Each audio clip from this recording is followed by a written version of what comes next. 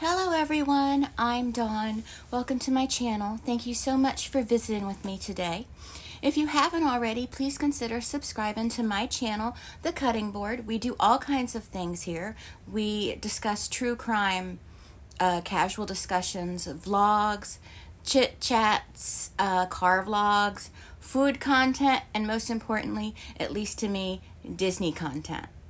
And also DIY SFX makeup, and I have a lot of interests and I want to share them with you. So if you're interested, please subscribe. So this video may be triggering for some, or may get some of you Corey Feldman fans upset with me. That is not my intention. But if you don't want to hear this, feel free to move on, and I'll see you later. I'll see you in another video. I'd love for you to stay, but if it's going to be bothersome to you, I'd prefer you just not. But I want to start off by saying that I absolutely believe that Corey Feldman was SA'd. I do believe that. And this is not intended to diminish his trauma. It's not intended for that at all. But my belief in him kind of stops there. I do think that it's important when a victim is ready that they speak on it in whatever way is therapeutic for them, healing for them. But he has gone beyond just talking about it to exploiting it. And it's one thing to exploit his own trauma, but he's been exploiting Corey Haim's trauma since he died in 2010. And, Corey Feldman has been saying for years and years that he has all of these names of these terrible, high-powered people in Hollywood, these high-power, elite individuals, in Hollywood that have done these things to kids, to child actors, but he doesn't name them. And yes, he has named a few that we will talk about in this video, but he still continues to say he has more names. But why isn't he exposing these people? He's not. He's dragging it out. He's cashing in. If it's true that he has all of these names, he is allowing these people to potentially continue what they've been doing, to children for years, by not exposing them. So if he does indeed have these names and, he's not exposing them, he's putting children in danger. He's not telling the police. He's not reporting it. He's putting children in danger. And he claims that he has told the police, but the police have had another story to tell. That they have gotten a report from him in 1993, but he didn't name anybody. He didn't name any names. No adults. He didn't name any. But if what Corey Feldman says is true, and he has more names, then he is allowing these people to continue doing what they've been doing. So my theory is either he really doesn't have any names and he's just milking it and talking about it to stay relevant with his illustrious music career, or he does have names and has a good reason why he can't talk, why he can't reveal who they really are. And it's not because he's afraid for his life, like he has stated in the past. But we'll get to that. I can understand him not coming forward as a child, but as an adult, he has a responsibility to other potential victims, to these other child stars. And sure, maybe Corey Haim himself could have spoken up, but he didn't. And that's neither here nor there at this point. He didn't make a career out of his victimization. He kept it private, and he has unfortunately passed away, which breaks my heart to this day.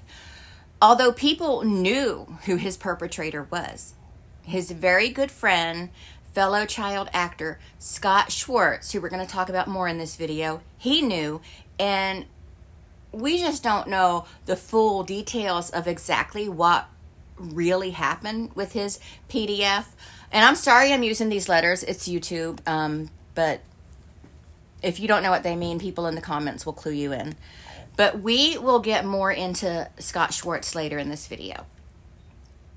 Now, most of what I'm going to say in this video is alleged and / or opinion, and I urge you to do your own research on the matter.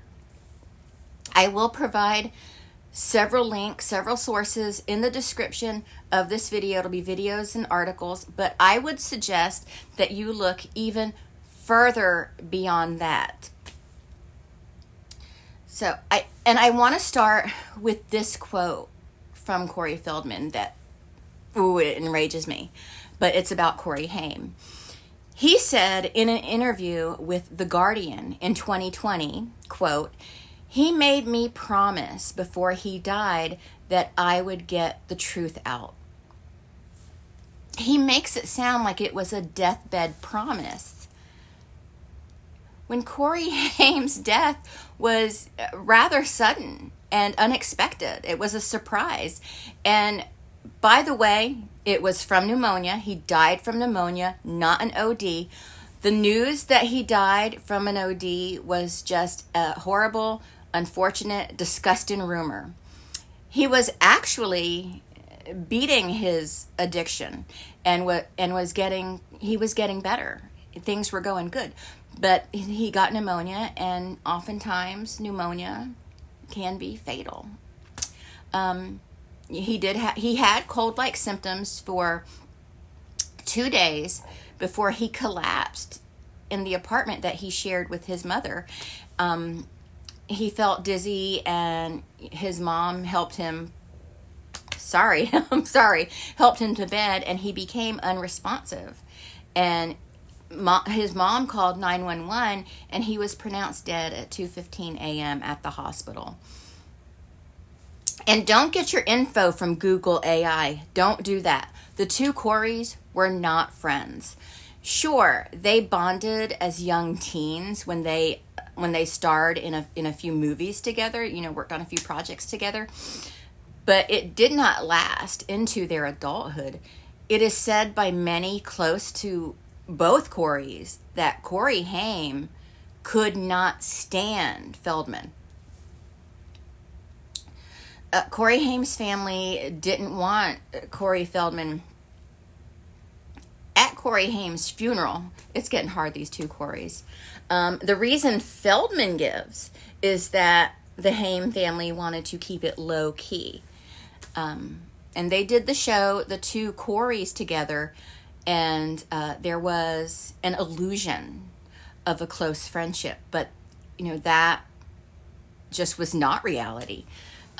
Sadly, speaking for Corey Feldman, he was grossly exploited by his family for his money, and maybe that's how he learned how to exploit people. He'd been acting as early as 7 years old, and his parents were riding that train. But when he grew up and broke away from his seemingly greedy parents, he and after Corey Haim passed away, almost immediately after Corey Haim passed away, he exploited Corey Haim's SA. Corey Feldman has talked about his own SA, but only since Haim's death. And Corey Haim's mom calls Feldman's PDF claims, bogus. She doesn't deny at all that these things happen to both Coreys, but is upset and angry and has said that Corey Feldman is a con artist.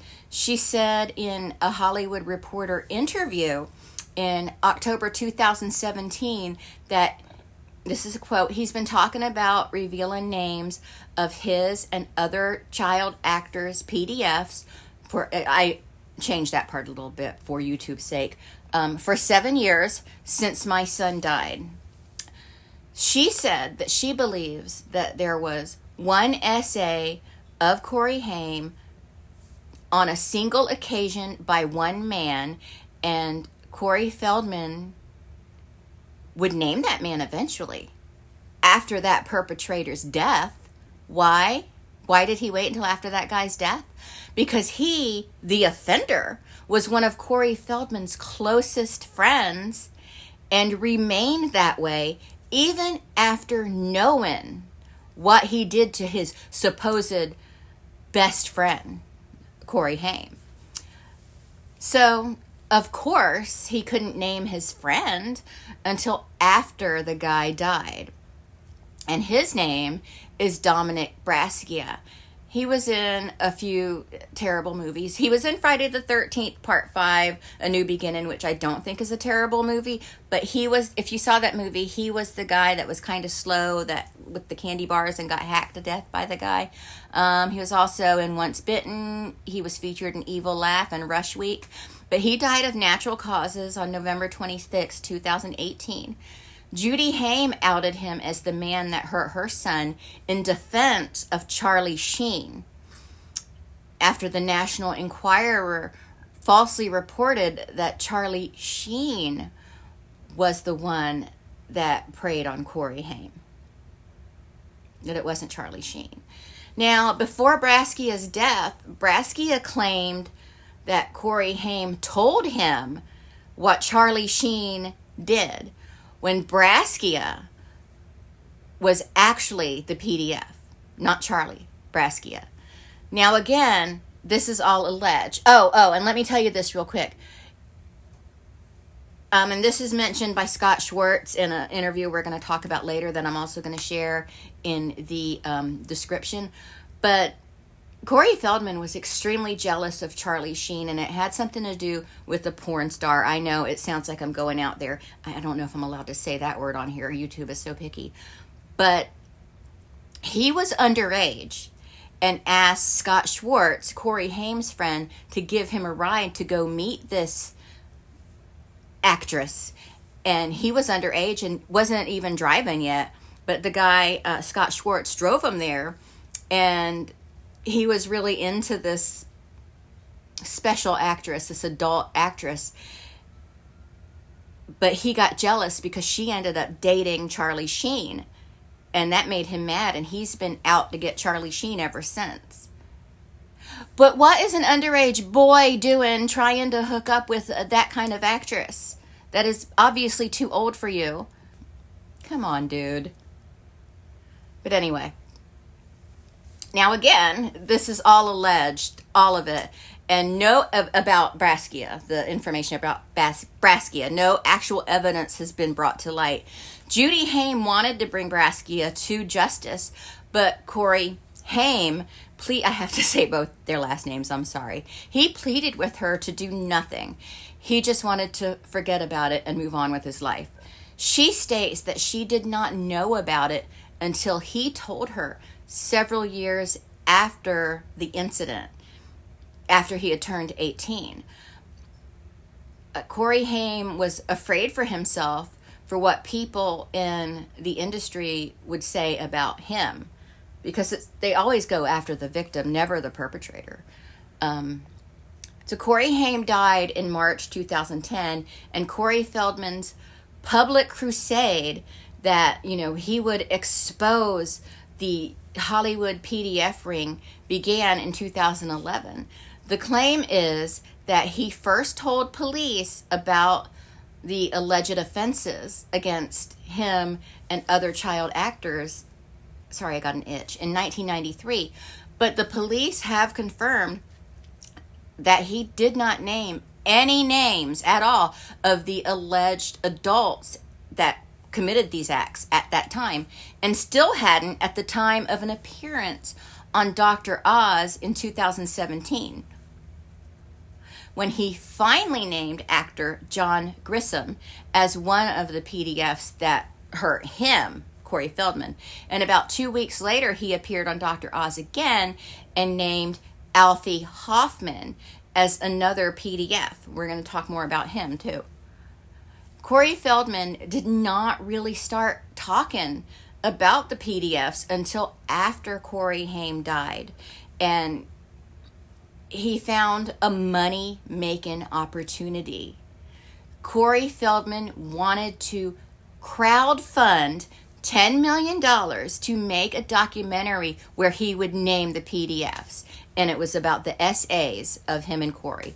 All the while allegedly sitting on names of PDFs who could have actively been hurting other child stars while he's trying to drum up funds. Judy Haim said it was a long con and that if he was truly serious and had names to give, he would have shared the information with the police. Well, yeah, if he had a soul. I somehow doubt that now that I've looked more into it. And that's not to say Corey Feldman didn't share names again. He did name actor John Grissom, who was already a convicted PDF that served prison time. By the time he was named by Corey Feldman, he'd already done time in prison for other offenses. So obviously, that's completely believable. And I don't doubt his story about that guy. In that same Hollywood Reporter interview, Judy Haim stated that her understanding of the full situation is that there was no all-powerful PDF ring at the studio level to uncover. It was likely a series of isolated incidents involving much, much lower level individuals, set crew, and the like. Feldman had tweeted about Judy Haim, quote, "She has been creating distractions and diversions since her son's death to shun away the feelings of true guilt she must bear." And by the way, he types like he thinks he's Prince, by the way, like with symbols and stuff. And also, quote, "God sees all. There is no hiding when judgment day arrives. The truth's being revealed. The floodgates have opened, and nothing can stop it." But the floodgates have not opened. They've never opened.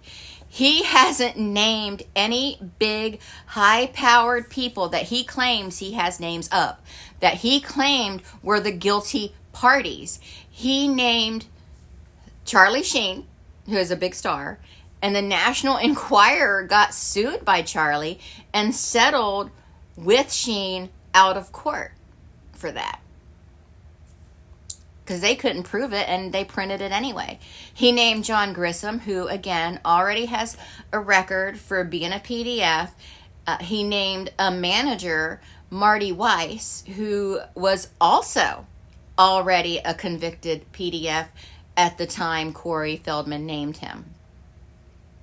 So, both of those guys were already low-hanging fruit, and I don't doubt the accusations against them. I'm not saying he lied about them. Not at all. Not at all. I'm saying they aren't the big-name, high-powered individuals Corey claimed the offenders were. He named club owner Alfie Hoffman. And through my research, it doesn't appear that Alfie was ever investigated at all, by the police or anybody. And we're going to talk more about Alfie later in this video. And maybe Corey does have names of A-list celebrities and powerful people in Hollywood that are doing these things to kids, but he's not naming them. And I hate to keep repeating myself, but it bears repeating. Maybe he is afraid for his life. Maybe he is. But if he has all these names and won't drop them, those people are possibly hurting other young actors. And they're going to keep doing it as long as they get away with it. And that makes Corey Feldman wrong. And it makes him, in my opinion, liable for what happens to any kids because of his holding back for that money and holding those names to keep his career going. He could anonymously name them and not make a spectacle of things, but he's got to make a spectacle of everything. But if they in fact do exist, he needs to name them, or he is at least culpable, at the very least culpable for anything those PDFs do. Now let's get into the alleged real reasons that he won't name all the names, none of the big names. Is it because he encouraged Corey Haim to take drugs and fed him to PDFs so that they leave him, Corey Feldman, alone, and intentionally got Haim hooked on drugs? So if Haim ever decided to talk, there would be a question of his credibility because of the drugs. Now, I don't completely buy that theory, because according to what Corey Haim told his mother, there was ever only one perpetrator, one incident. It is also heavily rumored that Corey Feldman gave other child stars drugs and fed them to these PDFs. Maybe that's why he won't talk. Maybe that's why he's not naming name, because his name belongs on that list. Because if they go down, he goes down. Everyone has this perception of Corey Feldman the savior based off of clips that just get recycled over and over each year. And I was the exact same way. For a long time, I thought Corey Feldman was everything he said he was. But it's all just lies built on top of lies built on top of lies. And most of it is based off of his relationship with his supposed best friend, Corey Haim. When in actuality, the two Coreys had no personal relationship of substance, and Corey Haim actually hated Corey Feldman. To me, that's just a backstab. So I have issues right now. Another guy in the world named Corey, that's all. They weren't friends.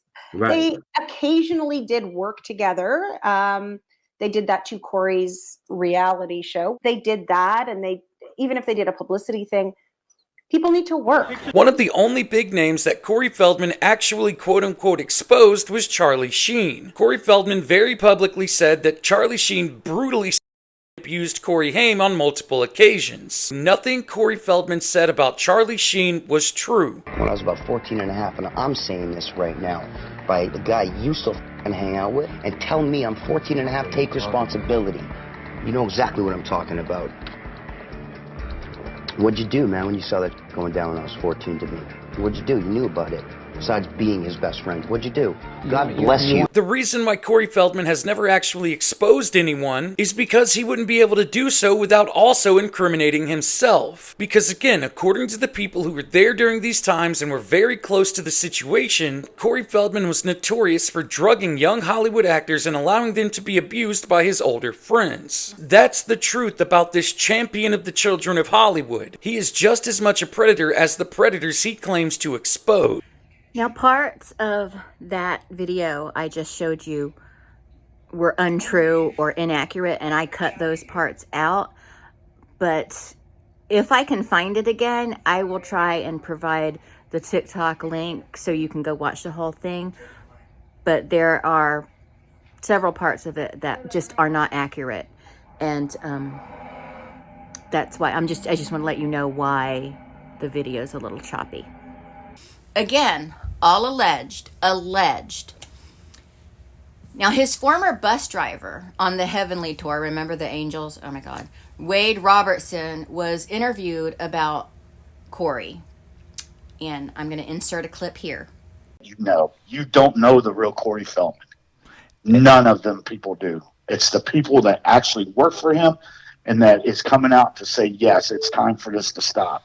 You know, he claims to be, yes, I started this movement. Why ain't nobody behind me? Because he's insignificant. If you had information to give about or something like that, I don't care who you are, $10 million is not the answer to give that information out. You should be man enough to come out and say, this is what happens. This is what happened. This is what's going on. And not want $10 million. Basically, it's to me, it's mind-boggling to see these people give him money. It's mind-boggling because That's exactly what I say. You need $10 million to reveal all the PDFs that you know about. Oh, and when he made the documentary, he didn't name them, by the way. But that seems evil, right? If these people are really guilty of doing these things to children, they're probably still doing these things. So I stand by my thought that he either really doesn't have any more names, and he has no big names, or he's guilty in some capacity himself, not of PDF, but enabling their crimes, So Scott Schwarz, he played the kid in A Christmas Story that got his tongue stuck to the flagpole, in the snow. He was a very close friend of Corey Haim, very, very close, and has been a critic against Corey Feldman, especially of his 2020 documentary, My Truth. Scott has publicly challenged Feldman's story as it has changed many times over the years, according to Scott. He also says that Feldman was not close friends with Haim. I said that earlier. Yet Feldman has tried to sell us all that friendship for years, this great, strong friendship. Scott, as well as others like Judy Haim, have stated that Corey Feldman has been using Corey Haim's name for his own gain for years. Like him or not, you have to realize that is true. He has. Unfortunately, and very, very sadly, Corey Haim's death was, the best thing to happen to Corey Feldman's career. I hate saying that, but that's true, and I feel that's how Corey Feldman might see it. Scott stated that Feldman got a tattoo in Corey Haim's honor and immediately called TMZ to tell them all about it. He's a TMZer like Gypsy Rose. Scott Schwarz appeared on the Pascal Show on YouTube and had some very interesting things to say. I'll link the video, but I wanted to share a clip here. Years later, and he's gone, and Corey Feldman has been profiteering from Corey Haim's death for a decade. So when you say, I don't mean to interrupt you, but when you say profiteering, do you mind diving into that and elaborating a little bit more on that? Not at all. It's all out there. The book. Corey Feldman wrote a book, Corey, and a lot of it had, I think the second paragraph in the book is about Corey Haim. Wow. And of course, Corey Haim was gone already. Can't speak for himself. Right. And then a couple of years later, it was a TV movie, and it's The Rape of Two Coreys, and it's using Corey Haim's name. And then recently, it's the new documentary, My Truth, and I had to watch it because it is what it is, and I'm not directly involved, but I am. I was there. Okay, fine. Right. And the first 45 minutes, he's bad-mouthing Corey Haim and bad-mouthing his mother, Corey Haim's mom. And I'm like, it's enough. I had enough at this point. Yeah. And I couldn't hold my tongue back. And, over the last few years, it's been including other people. So now there's a gentleman named Alfie Hoffman from the Alfie Soda Pop Club. This goes all the way back to the 80s.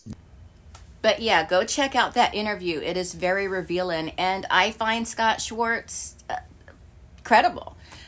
Scott discussed Feldman's Alfie Hoffman accusation in an interview with a TV Fanatic and also on the Pascal Show. He states that the Alfie Soda Pop parties were sponsored by New York Seltzer. I loved New York Seltzer. And they were celebrity kid-driven parties. The kids would get dropped off by their parents and get picked up by their parents after the parties. Alfie was a club promoter that got together with the owner of New York Seltzer to promote the product. And the parties were held at the Roosevelt in Hollywood. Feldman alleged that these parties were events held by Hollywood insiders to help the PDF ring get kids. Scott said one of Feldman's main accusations about the alleged PDF ring was that there were men in suits at the Alfie soda pop parties looking for the kids that they wanted. But the reality was that the men in suits were undercover police officers for security. They weren't, Hollywood elites. They weren't trying to hook up with little kids. They were hired by Alfie and New York Seltzer to keep things safe. He also said that many parents were there. They were present at the parties. Scott says some of the changes in Feldman's story is the year in which these things took place, in which these things happened. It was 1982, then 1985, then 1984.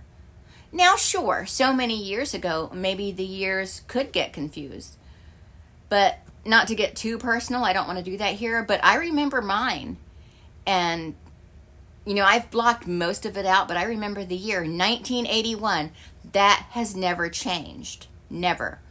Also, no one else has ever come forward with allegations against Alfie. No one else has ever said anything against Alfie. Scott said that he knows straight from Corey Haim that Dominic Braskia was the one and only one that hurt him. And I want to say, I'm not trying to minimize what happened by saying it that way. It's just YouTube and their forbidden words. So Scott says that he confronted Dominic Braskia himself. Basically told him, don't touch that kid ever again, I'll kill you. Too bad the bastard died before he could pay for what he did. Maybe hell is real and he's paying now. Let's hope so. Scott said Braskia is the one that sold the story about Charlie Sheen to the National Enquirer per Corey Feldman's urging. He also sold it to other tabloids who I guess didn't print it, but Corey Feldman encouraged him. And Feldman knew Braskia was the guilty party. He knew he was guilty. And also, I want to say this, I don't remember the name of the movie, but he was directing or producing a movie and he wanted Corey Haim to be in it. And I think just to be a-hole, he got this Braskia guy to be in it too, to do a bit part, and it got ugly. And Corey Haim, I don't know if the movie ever ended up getting made, but why would you do that to your friend? You claim to be best friends with Corey Haim, but you put him in a situation where he has to be present with his attacker? What the hell kind of friend does that? We'll get to that. Corey Haim is not looking good as far as I'm concerned. Where did I leave off? I'm sorry. Okay. I'm sorry. Also, Corey Feldman exploited Corey Haim's death. He exploited his death also by using his mom's 911 call, and tried to act all emotional while listening to it on his documentary, and also offered Judy Haim money to film Corey's funeral to put in his documentary. He was never a friend to Corey Haim. This is a shitty guy. People, including Scott Schwarz, believes Feldman was very jealous of Corey Haim. And I can believe that. Haim was always super good looking, so cute, such a dreamboat. A better actor. Corey Feldman was a decent child actor. He really was a good actor. And Stand By Me, he was impeccable. But Corey Haim was a better actor. But that was before Feldman went full-on egocentric, self-important leech. He thinks he's way more talented than he really is. He's a novelty, a hack. And not to keep repeating myself, but he exploited Corey Haim's death and essay to his own advantage for a very long time. And I'm sorry that he was essayed himself. I hate that for him. But he has absolutely no right to speak on Corey Haim's life. Not in the manner that he has been. And in the first 10 minutes of his weird documentary, My Truth, the R of two Coreys. Again, I can't say the word, YouTube, you know. Feldman and his ex-wife tell stories, like in the first few minutes of the show, about Corey Haim, that you can tell they're acting, that it's utter lies. Corey Feldman is not that good enough an actor. He lost it somewhere, but I don't believe it at all. He tries to paint Corey Haim as, you know, a bad-tempered junkie, and that was not the case. That was not the case. How dare he try to paint, again, in such a dark, in Corey in such a dark light when he isn't there to defend himself. It is gutless. Corey Feldman is a gutless creep. So, to summarize, Corey Feldman held on to names of high-powered Hollywood people he knew were PDFs on a bounty disguised as a crowdfunding project for $10 million.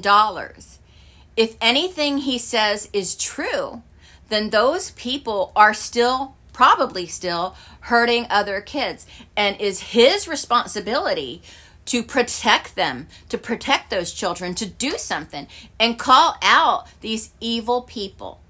And him not doing so, in my opinion, it seems criminal.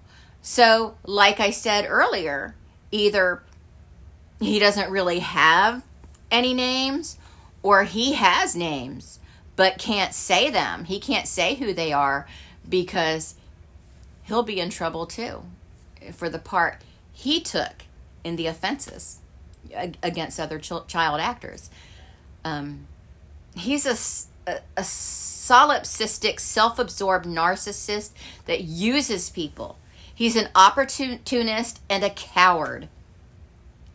So, I think that's all I really have to say on the matter right now.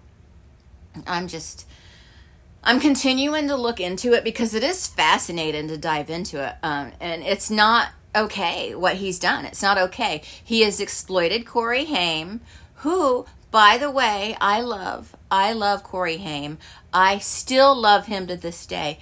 I just watched a movie with him in it. Just because he passed away doesn't mean that the love goes away. It doesn't. I mean, I don't love him like I love Eric, but I've always been a big fan of Corey Haim. Always.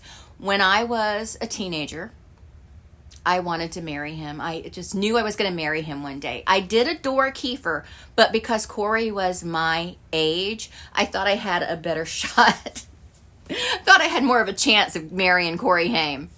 Feldman has made a career over the last 15 years of exploiting Corey Haim and lying about him. He's lied about what happened to him, and not only that, but protected the person that hurt his best friend until after that individual's death. It's bullshit.